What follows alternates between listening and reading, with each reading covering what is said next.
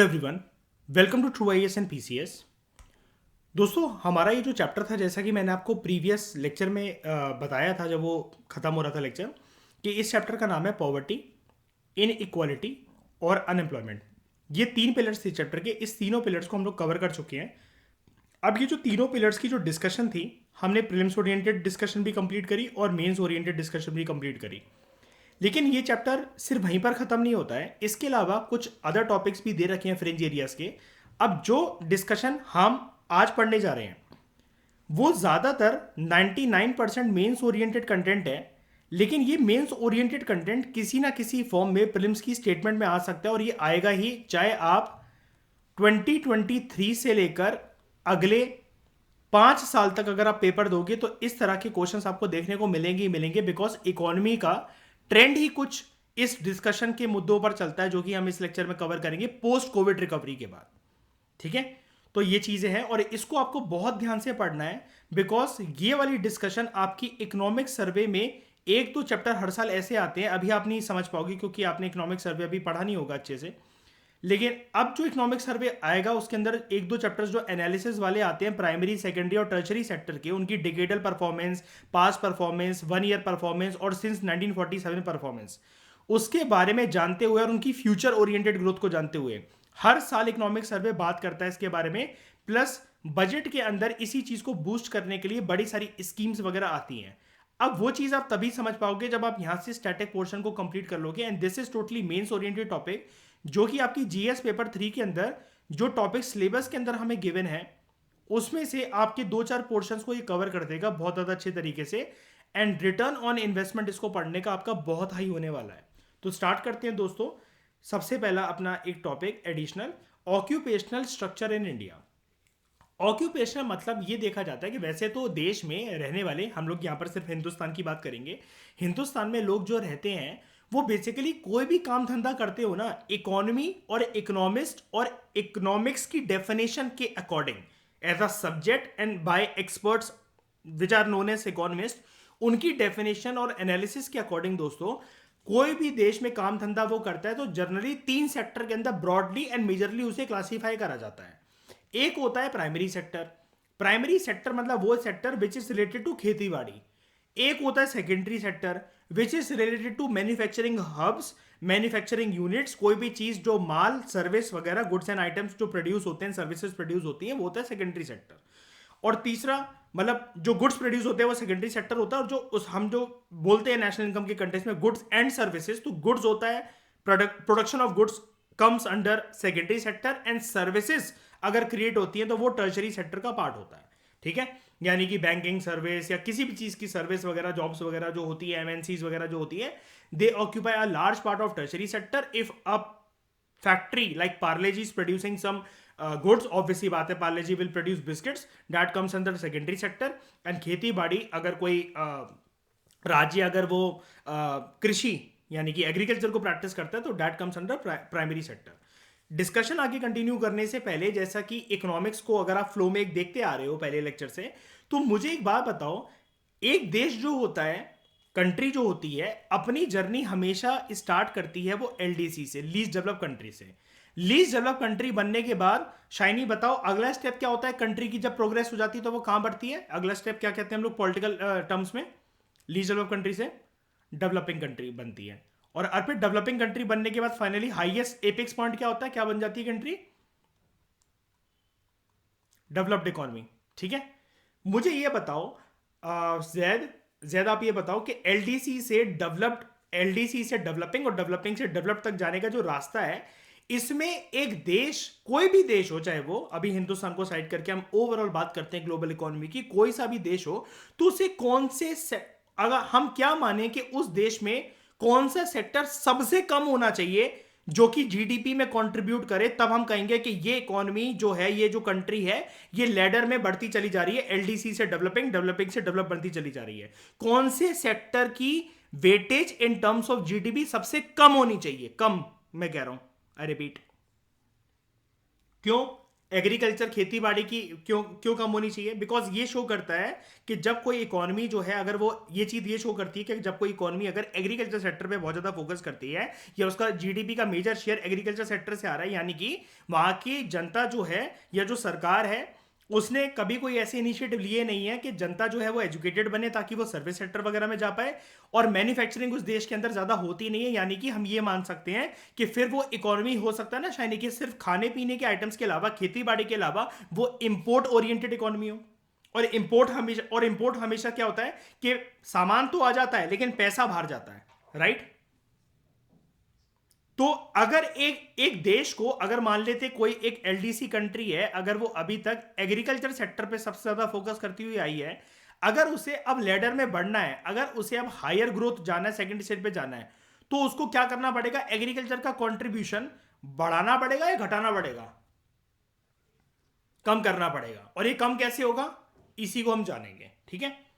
और ये mains oriented topic होते हैं। अब ये एनालिसिस, अभी अगर बेसिक बात अगर आपको पल्ले पड़ गई ना, तो अब ये टॉपिक आपके लिए मक्खन है। और ऐसा नहीं है कि हम इसके बारे में पहली बार बात कर चुके हैं, वेरियस अदर सब्जेक्ट्स के अंदर लाइक पोस्ट इंडिपेंडेंस वगैरह के अंदर हम इस टॉपिक को कि एलडीसी से डेवलप्ड इकोनॉमी बनने का जो रास्ता है और एग्रीकल्चर सेक्टर की जो वेटेज है, ये मैं आपको अलग अलग जगह पर बताता रहा था, लेकिन फाइनली जिस सब्जेक्ट में इसकी रिक्वायरमेंट थी आज वो हमारे सामने है। तो स्टार्ट करते हैं ऑक्यूपेशनल स्ट्रक्चर को।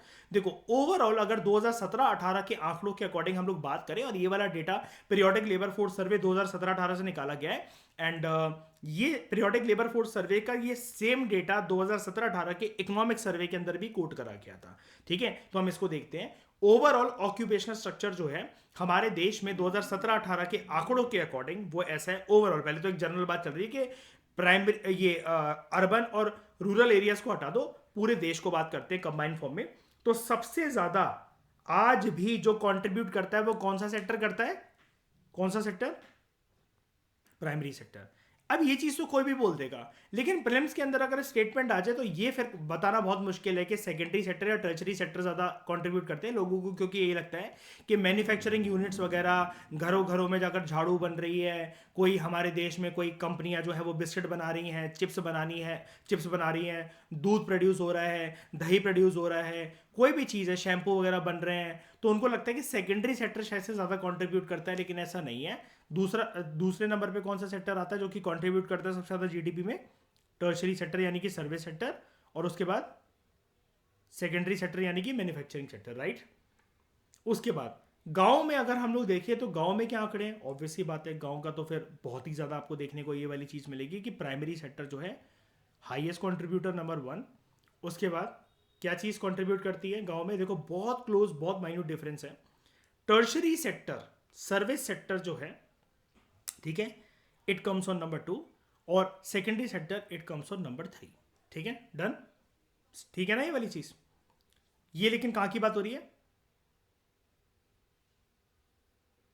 गांव की, रूरल वर्कफोर्स। अब बात करते हैं शहरों की। शहरों के अंदर खेतीबाड़ी वगैरह इतनी नहीं होती है।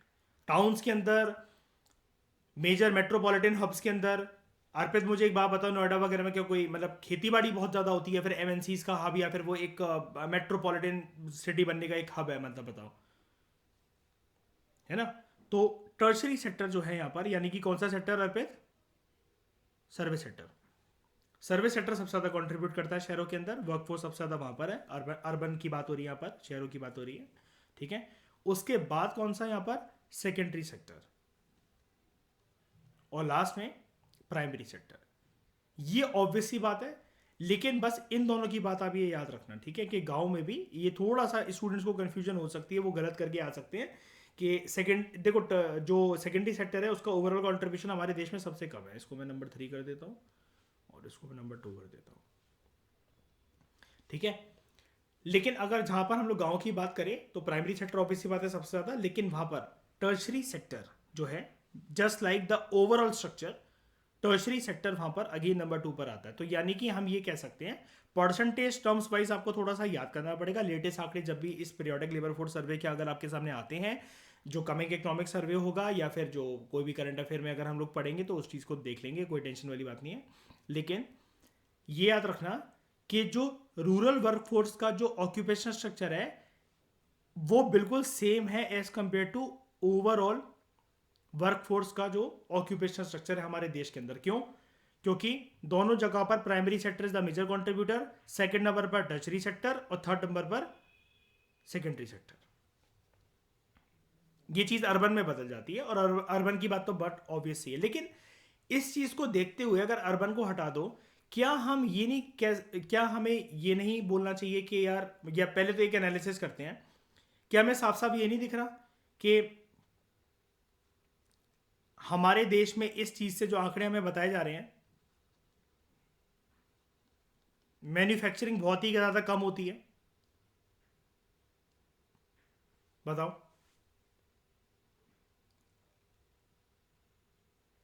और मैन्युफैक्चरिंग को बढ़ावा मिलना चाहिए कि नहीं मिलना चाहिए? बताओ।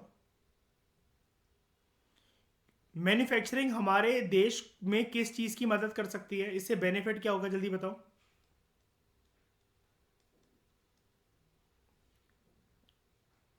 हाँ, एक तो सबसे पहले वो जो सारी बातें है ना, एक पॉइंट पे आकर अटक जाती है, हमारी इकोनॉमी एक्सपोर्ट ओरिएंटेड इकोनॉमी बनेगी।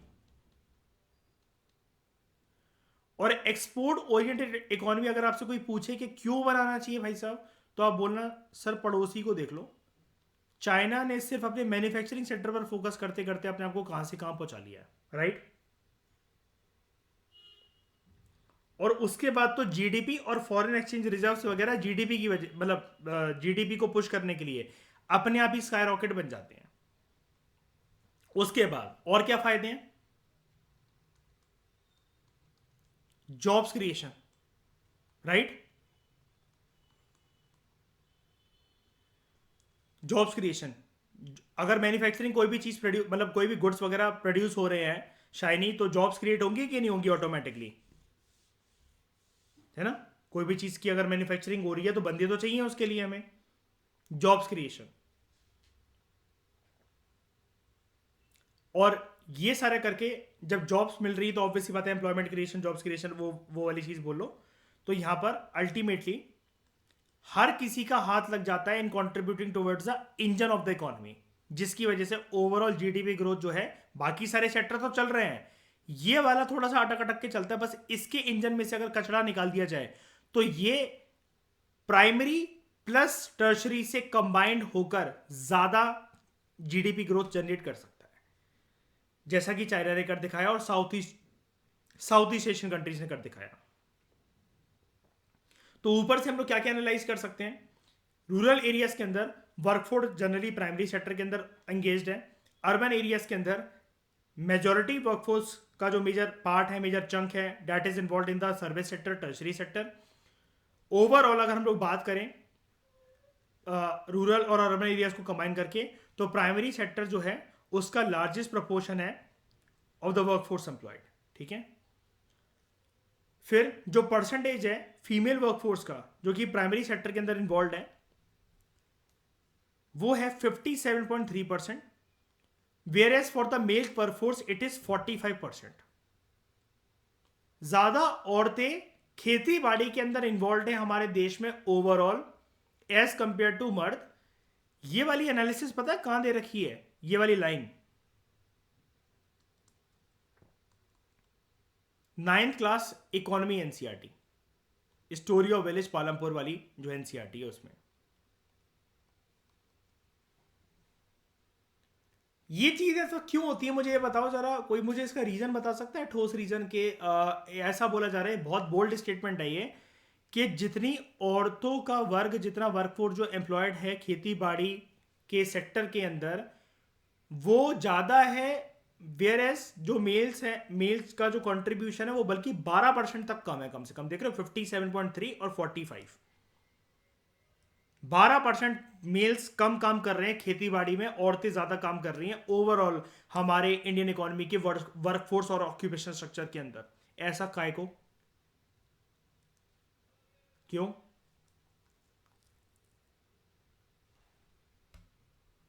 देखो मैं बताता हूं, जो मेल काउंटर पार्ट्स है ना, इनके हस्बैंड वगैरह या जो भी होते हैं, ये शाइनी ज्यादा पैसा कमाने के चक्कर में ये शहर चले जाते हैं। वहाँ पर जाकर ऑटो चलाना, बैटरी रिक्शा चलाना, या कोई भी ऐसा काम करना, कंस्ट्रक्शन वगैरह वगैरह बनना, ये वहाँ पर चले जाते हैं। तब तक सोइंग सीजन, थ्रेशिंग सीजन वगैरह में औरतें जो हैं वो खेती बाड़ी सेक्टर के अंदर इन्वॉल्व हैं। और काफ़ी ज़्यादा आपने फोटोज देखी होंगी, वीडियोस देखी होंगी, आप में से जो लोग खेती बाड़ी वाले रीजन से मतलब बिलोंग करते हैं तो आपने ये चीज़ देखी होगी, औरतें सारे के सारे जनरली अगर गांव में रहती हैं तो वो सारे के सारे खेती बाड़ी के काम जानती हैं generally. Right Zaid, shiny, right, जानती हैं जनरली। तो इसके पीछे एक ठोस रीजन ये है, मैं आपको बता रहा हूँ ये वाली चीज, ये आप यूपीएससी में लिख कर आना, क्योंकि ये 9th क्लास की एनसीईआरटी से लेकर ये डिबेट ना हमेशा रहती है। डिबेट क्या मतलब, ये चीज फैक्चुअल है कि उनके मेल काउंटर पार्ट ना थोड़ा सा पैसा ज्यादा कमाने के चक्कर में कि लाइफ इंप्रूव हो जाएगी, वो हो जाएगी। जैसे क्या होता है कि मान लो फॉर एग्जाम्पल कि मैं अपनी बीवी को छोड़कर चला गया गांव में, मैंने उससे बोला मैं शहर जाकर काम वाम करता हूँ, पैसे वैसे जोड़ता हूँ, जब किराए का मकान और सारी चीज़ें सेटल हो जाएंगी तो मैं तुम्हें बुला लूंगा। राइट, यही जनरली कोई भी करेगा, मतलब इसमें उसमें कोई एनालिसिस वाली कोई बात ही नहीं है, तो जर्नल सी बात है हिंदुस्तान के स्ट्रक्चर को देखते हुए। तो ये लोग शहर चले जाते हैं, हार्वेस्टिंग सीजन वगैरह के टाइम पे भले ही इनकी औरतों को जरूरत हो तब वो आ जाए, लेकिन जर्नली खेती बाड़ी ऐसे ही होता है कि अब ज्यादा के ज्यादा लोग, जैसे इस ये वाला इसकी आर्ग्यूमेंट करने के लिए ना, इस वाले पॉइंट की आर्ग्यूमेंट करने के लिए आपको इंडियन सोसाइटी की अच्छी खासी नॉलेज होनी चाहिए। हमने सोसाइटी में जनरली ये पढ़ते हैं, आपने सुना होगा ना, रूरल अर्बन माइग्रेशन, एक टॉपिक सुना होगा आपने शायनी। गांव से काफी ज्यादा लोग अब शहर की तरफ अट्रैक्ट होने लगे हैं कि बाकी लाइफस्टाइल को देखते हैं कि जितनी कमाई यहाँ नहीं मिल सकती, जितनी अपॉर्चुनिटी वहाँ नहीं मिल सकती। यहाँ पर तो हार्वेस्टिंग के बाद जैद खाली बैठना पड़ता है गांव में, है ना, कुछ काम धंधा होता नहीं है। शहर में जाके 10 काम पकड़ लो, ढाबे पे काम कर लो, रेस्टोरेंट में काम कर लो, बैटरी रिक्शा चला लो, ऑटो चला लो, किसी इंस्टीट्यूट में कोई साफ सफाई वाले कर्मचारी बन जाओ, कुछ भी कर जाओ और अच्छे खासे पैसे मिलेंगे, है कि नहीं। और कोई सस्ता था किसी एरिया में, कोई घर देख लो, उनको ऐसे लगता है। मतलब अब होता है कि नहीं होता वो एक अलग डिबेट है, लेकिन जर्नली हमें ये देखने को मिल भी रहा है अपनी आंखों के सामने कि अगर आप में से कोई लोग मेट्रोपॉलिटन सिटीज वगैरह उसमें रहते हैं, बड़े सारे लोग, अर्पित मुझे बताओ, यूपी के जो गांव के जो इलाके हैं उसमें आके नोएडा में ऑटो और बैटरी रिक्शा वगैरह ये सब चलाने नहीं लग गए हैं, एमएनसीज में झाड़ू पोछा वगैरह काम नहीं करने लग गए हैं। अगर हम उनसे पूछो ना, वो पक्का गांव से जुड़े हैं, वो आपको अपना गांव बताएंगे, हम बरेली से हैं, मुजफ्फरनगर से हैं, हम यहाँ से, हम वहां से हैं। होता है कि नहीं होता है ऐसा? ये चीज गुड़गांव में भी विटनेस है, वो हरियाणा के गांव से चले आ रहे हैं, और नोएडा में ये यूपी के गांव से चले आ रहे हैं, है राइट, ये चीज बिल्कुल विजिबल है। अब ये चीज ना माइग्रेशन की वजह से होती है, और इस माइग्रेशन को कहते हैं हम लोग रूरल अर्बन माइग्रेशन। इस टॉपिक को थोड़ा सा होल्ड करके रखना। वैसे तो इंडियन सोसाइटी में हमने थोड़ा सा कर रखा है, जिन्होंने एनसीईआरटी की डिस्कशंस नहीं देखी वो देख लेना, सारी की सारी वीडियोस अवेलेबल है चैनल पे फ्री में, ट्रू आईएएस वाले पे। लेकिन उसके बियॉन्ड एक बात बताता हूं मैं कि रूरल अर्बन माइग्रेशन का टॉपिक थोड़ा सा मेंस ओरिएंटेड, जब हम लोग जीएस पेपर 1 में सोसाइटी से करेंगे ना, सोसाइटी को करने के बाद ये वाली स्टेटमेंट का आंसर आपको मिलता है। एक तो मैंने आपको रूरल अर्बन माइग्रेशन बता दिया, मेल काउंटर पार्ट जो है वो वहां चले जाते हैं, मेजर रीजन यही है। मतलब इसका जो आंसर घूमता है ना, जो 150 वर्ड 250 वर्ड्स में हमें बनाना पड़ता है, वो rural urban migration plus male counterparts उनके जो शहर चले जाते हैं। आप ये कह सकते हो कि एक अट्रैक्टेड जॉब ढूंढने, मतलब वो अट्रैक्ट हो जाते हैं, कोई भी जॉब्स अपॉर्चुनिटीज वगैरह वहां पर अवेलेबल है, जॉब अपॉर्चुनिटीज से अट्रैक्ट होकर चले जाते हैं वहां पर, इस वजह से वो हो गया। तो अक्सर आपने करंट अफेयर की मैगजीन्स में टॉपिक देखा होगा, feminisation of workers in agriculture sector, कि जो काम कर रही है तो उनको सरकार को लेवरेज वगैरह लोन्स वगैरह देने चाहिए कि नहीं देने चाहिए, क्योंकि ज्यादातर अब औरतें ही रह गई हैं। ये अक्सर एक करंट अफेयर का नया मुद्दा तब से बन गया है जब से पीरियोडिक लेबर फोर्स सर्वे ने ये रिवील करा कि ज्यादातर अब औरतें रह गई हैं खेती बाड़ी वगैरह के उसमें स्ट्रक्चर में, ठीक है। तो ऑक्यूपेशनल स्ट्रक्चर के अंदर चेंज क्या आया है सिंस इंडिपेंडेंस? प्राइमरी सेक्टर के अंदर 1951 से लेकर 52 तक जो है 72.7% जो है वर्कफोर्स जो है एम्प्लॉयड थी शुरू में जब देश आजाद हुआ। अब ये चीज घट गई है। तो क्या अच्छा एंगल है कि बुरा एंगल है, बताओ? अच्छी बात है, ठीक है। सेकेंडरी सेक्टर मैन्युफैक्चरिंग सेक्टर 10% था, अब वो 24.9% हो गया है। 24, हाँ 25% मान लो, कुछ भी मान लो, ठीक है। लेटेस्ट वाला जो होगा 2022-23 का, जब भी एग्जाम दे रहे होगे तो इकोनॉमिक सर्वे रिवील कर देगा, ज़्यादा आंकड़े बदलते नहीं है, ठीक है। लेकिन तारीफों के अगर पोल आएंगे तो ऑब्वियसली बात, अगर 1% भी इंक्रीज हुआ है तो ऑब्वियसली बात है सरकार तो डालेगी उस आंकड़ों को। लेकिन फिर भी मुझे बताओ, ये अच्छी बात है बुरी बात है सेकेंडरी सेक्टर का बढ़ना? ये क्या दिखाता है कि हमारे देश में कौन सी एक्टिविटी ज़्यादा हुई है, मैन्युफैक्चरिंग एक्टिविटी ज़्यादा हुई है, राइट। टर्शरी सेक्टर की बात अगर हम लोग करें तो ये 17.3% था, यानी कि सर्विस सेक्टर जो था वो 17.3% था, और अब वो कितना हो गया, 32.6%। ठीक है, ये इंक्रीज हुआ है। ये भी अच्छी बात है कि बुरी बात है? अच्छी बात है। यानी कि ओवरऑल हमारे जो हम ये डिबेट कर रहे थे, जो स्टेप लेना है कंट्री को, किसी को भी एलडीसी से डेवलपिंग, डेवलपिंग से डेवलप बनने का, क्या हम इस दिशा में आगे बढ़ते चले जा रहे हैं? सारे प्रयास हमारे सही साबित हो रहे हैं? आंकड़े हमें क्या बता रहे हैं कि सब कुछ ठीक चल रहा है, एकदम मजामा? ठीक है, ये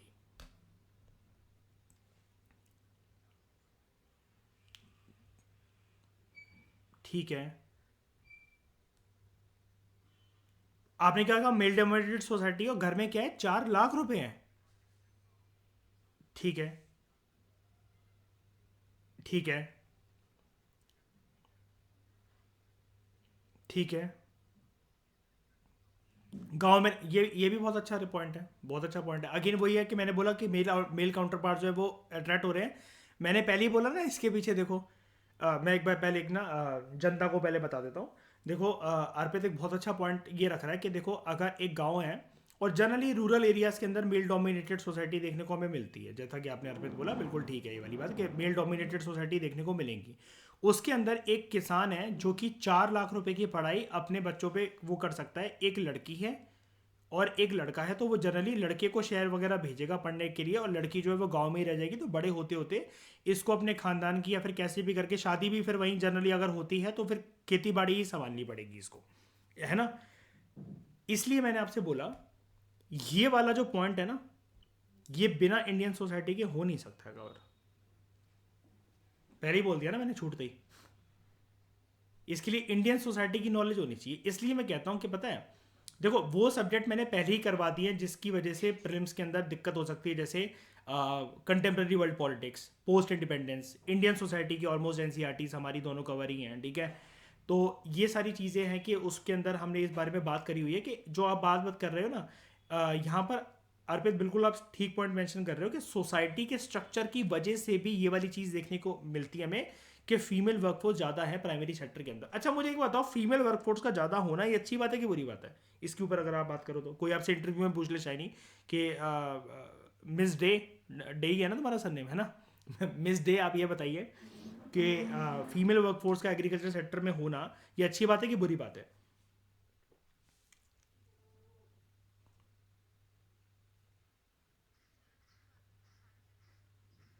हाँ, नहीं तो ये यहाँ पर तो इनको फिर कितना ज़्यादा वर्कलोड होता है, कितना ज़्यादा फिर तबीयत भी खराब रहती है। तो फिर अगर ये आर्ग्यूमेंट कोई आपके सामने पेश करे तो, और इनको इतना ज़्यादा वर्कलोड, इतना कुछ से संभालने की, फीमेल एक जो होती है घर भी संभालना है, सब कुछ करना है। और गांव के अंदर जो पहली बात है, जो फैमिलीज रहती हैं अर्पित, हमें ये भी पता है कि they are joint families generally आज भी।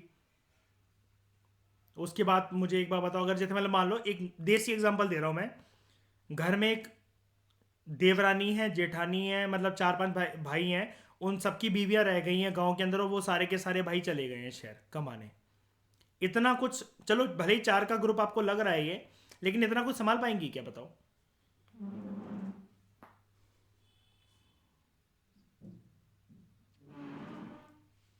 हाँ, देखो ये बोलो कि इनका इन्वॉल्व होना ठीक है हमें, क्योंकि रियलिटी से तो हम भाग नहीं सकते और इसको हम चेंज नहीं कर सकते। अब घर घर जाके थोड़ी ना बताएंगे फिर, अगर इतना तो वो तो खुरपी उठाकर बोलेंगे कि तुम दे दो फिर हमें नौकरी, फिर ज़्यादा अगर वो है तो। घर चलाने को तो बंदा कुछ भी करेगा, उनकी आपसी सहमति भाई मान रही है, तो ये बोलो। इसमें हमें ये बोलना चाहिए, हमें थोड़ा सा ना प्रैक्टिकल होकर ये वाली बात ये करनी चाहिए, क्योंकि अल्टीमेटली देखो हमारी पोस्टिंग पहली बात है कुछ रूरल एरियाज में ही होती है जनरली। अगर हम डिस्ट्रिक्ट ये ट्रेनिंग लेते हैं अगर लवासना से, उसके बाद जनरली हमारे एक उसमें ही होती है ताकि हमें सिखाने के लिए, ठीक है। चाहे वो ऑन द फेस ट्रेनिंग हो या फिर हमारी पोस्टिंग ही वहीं पर हो, ठीक है। हमें ये बोलना चाहिए यहाँ पर इस आंसर के अंदर, इंटरव्यू बोर्ड के सामने या फिर मेंस के अंदर अगर हम लिख रहे हैं कि फीमेल वर्कफोर्स का प्राइमरी सेक्टर के अंदर ज़्यादा या कम होना ये मैटर नहीं करता, लेकिन फिर सरकार कितनी ल्यूक्रेटिव स्कीम्स इनके काम को आसान बनाने के लिए और एग्रीकल्चर को पुश करने के लिए कितना ज़्यादा कदम बढ़ा रही है, तो वो चीज़ अच्छी है। जैसे अब एक बात बताओ, यूपी की और यूपी के किसानों और हरियाणा वगैरह के किसानों का एक खास मुद्दा ये कि देखो हम पराली इसलिए जला देते हैं, जो कि दिवाली के बाद हमें धुआं वगैरह देखने को मिलता है इतना ज़्यादा दिल्ली में ट्रैप होकर, कि हमारे पास इतनी मशीन नहीं, और हम काय को यार 1-1 लाख रुपए 2-2 लाख रुपए की मशीन अफोर्ड करेंगे। अब जो औरतें होंगी तो वो वैसे भी इतना ज़्यादा मैन पावर वगैरह करना अफोर्ड नहीं कर सकती। मतलब मैं यहाँ पर किसी की वीकनेस और वो नहीं कर रहा हूँ, मैं प्रैक्टिकल दिमाग से, शांत दिमाग से सोचो। शायनी महिला मुक्ति मोर्चा मत खोल के बैठ जाना, ठीक है? ऐसे कैसे बोल रहे हो औरतों को, ठीक है? तो ये थोड़ी ना है कि मतलब वो पूरे दिन घर का काम भी कर लेंगी और फिर खेती बाड़ी भी संभाल लेंगी और हार्वेस्टिंग करने के बाद ध्यान से काटेंगी, ताकि मतलब वो करके, तो उनको एक ही बार में लगता है कि भाई पराली काटो और जला दो उसको, जो भी है, जो भी फॉडर बच गया मतलब उसके बाद क्रॉपिंग के बाद, तो उसको जला दो पूरा का पूरा। तो यहाँ पर अगर सरकार, अगर जो मशीन्स है वो चीप रेट्स पर या फिर लोन टर्म्स में या फिर फ्री में अगर प्रोवाइड करने का सोचे, तब तो एक कोई इनिशिएटिव लेने का भी सोचे। बातें करने से कि ऐसा करना चाहिए, तो भाई करना ऐसा चाहिए, तो एक बात बताओ ना, हर एक इंसान अर्पित यही बोलेगा ना, मैं काय को अपनी जेब से पैसा लगाऊं, भाई करना चाहिए। इन्वायरमेंट की इतनी मुझे क्या पड़ी है कि मैं अपनी जेब से लाख लाख रुपए कमाऊं। और किसानों के पास फिर ये बोलने वाली बात होती है, इतना नहीं होता कि सिर्फ एक मतलब ठिकाना लगाने के लिए किसी कूड़े कचड़े का वो लाख लाख रुपए एक मशीन पे खर्च कर देंगे। है कि नहीं यार, ये वाली बात? इतना मार्जिन नहीं होता ना कि कोई मतलब कोई ल्यूक्रेटिव इंडस्ट्री तो है नहीं है। अगर शायद अगर ये ल्यूक्रेटिव इंडस्ट्री होती तो एग्रीकल्चर ऑनर्स कर रहा होता हर कोई हमारे देश में पढ़ लिख कर, है ना? हमारा लेकिन एग्रीकल्चर सेक्टर ऐसा भी है कि देखो, बहुत बहुत सारी चीज़ें ना, एग्रीकल्चर एक्चुअली एक रिस्की बिजनेस भी और महंगा बिजनेस भी होता है। ये फर्टिलाइजर मेन्योर वगैरह ही जितने होते हैं अर्पित, आपको तो पता ही है कि मतलब ये कोई सस्ते थोड़ी ना होते हैं, कि फ्री में थोड़ी ना खेती बाड़ी हो जाती है। और इसी के चक्कर में तो ये जमींदार वगैरह से लोन वगैरह लेकर डेब्ट ट्रैप में फंस जाते हैं बड़े सारे किसान, कि एक्सपेक्टेड खेती उतनी हुई नहीं, उनको लगता है कि उतना बेच देंगे, पता चला कोई कीड़े लग गए या कुछ भी हो गया। जैसे कोविड के टाइम पे याद है वो टिड्डियों का अटैक हुआ था, वो बड़ा चला था, वो पूरी की पूरी फसलें रातों रात खा जाती थी वो। तो अब ये बताओ, और उसमें किसान क्या कर ले? लेकिन जिसने उसको पैसा दिया वो तो कैसे भी करके वसूलेगा, फिर बात ये होती है। तो यहाँ पर हमें ये लिखना चाहिए, खैर छोड़ो इस टॉपिक को, जो परसेंटेज है फीमेल वर्कफोर्स की जो कि एंगेज है प्राइमरी सेक्टर के अंदर, वो चाहे कम हो चाहे ज़्यादा हो, ये मैटर नहीं करता, लेकिन उनकी एग्रीकल्चर एक्टिविटी को हमें कितना ईजी बनाना है या फिर उनको कितनी ल्यूक्रेटिव स्कीम्स वगैरह देकर उनको प्रॉफिटेबल बनाना है, ये चीज़ सरकार को देखनी चाहिए। ये इस चीज़ को संज्ञान में सरकार को लेना चाहिए। ओके, यहाँ तक बात कवर हो गई, क्लियर हो गई? एक सर्वे है दोस्तों, टाइम यूज सर्वे 2019 का ही सर्वे है, all India time use survey 2019, इसको पब्लिश करा गया था मॉसपी के द्वारा, ministry of statistics and programme implementation के द्वारा। अब as a survey that has covered the entire country for the first time, इसने पूरी कंट्री को कवर करा था, कश्मीर से कन्याकुमारी, गुजरात से अरुणाचल, सारा का सारा। National security force, NSO, NSO needs to be complemented for accomplishing the task, इसने बड़ी मदद करवाई थी नेशनल सिक्योरिटी फोर्स ने, ठीक है? और मतलब और इसके लिए नेशनल स्टैटिस्टिकल ऑफिस ने इसकी तारीफ करी है। ये जो टाइम यूज सर्वे है ये हमें एक फ्रेमवर्क प्रोवाइड करता है, छोटा सा मतलब टुच्चा सा सर्वे, मतलब ऐसा कुछ नहीं है कि आपको याद रखना। 19 की बात हो गई है, ठीक है ये, लेकिन अब स्टेट पीएससीज वगैरह में अगर कभी आ जाए तो अब जो दे रखा है, मतलब जो किताब में हमारे दे रखा होता है ना, उसको एक बार हमें पढ़ लेना चाहिए, बस सिंपल सी बात। टाइम यूज सर्वे हमें एक फ्रेमवर्क प्रोवाइड करता है कि हम ये मेजर करें कि देश की जनता ने, देश की जनसंख्या ने अलग अलग एक्टिविटीज़ को परस्यू करने के लिए, अपना घर वगैरह चलाने के लिए कितना टाइम उनको लगा है। जैसे एक क्रॉपिंग सोइंग सीजन से लेकर एक हार्वेस्टिंग सीजन तक, ठीक है, जो टाइम होता है ये वाला, इसमें कितना टाइम लगा है उनको कि वो जब अनाज उनके पास आएगा वो बाजार में फिर बेचेंगे, फिर अपना वो कर्जा भी चुका लेंगे और अल्टीमेटली जाकर वो प्रॉफिटेबल बनेंगे।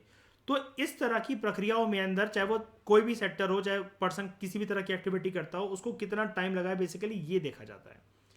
प्राइमरी ऑब्जेक्टिव जो इसका है, वैसे तो जनरली यही देखा जाता है कि डिफरेंट एक्टिविटीज़ में कितना टाइम इंसान ने लगाया है, ठीक है, कमाने के लिए, लेकिन इसका प्राइमरी ऑब्जेक्टिव ये है इस बात को मेजर करना कि मेन का और वेमेन का कितना पार्टिसिपेशन है पेड एक्टिविटीज में और अनपेड एक्टिविटीज के अंदर। अब आप कहोगे ये अनपेड एक्टिविटीज मतलब हाउसवाइफ्स, राइट?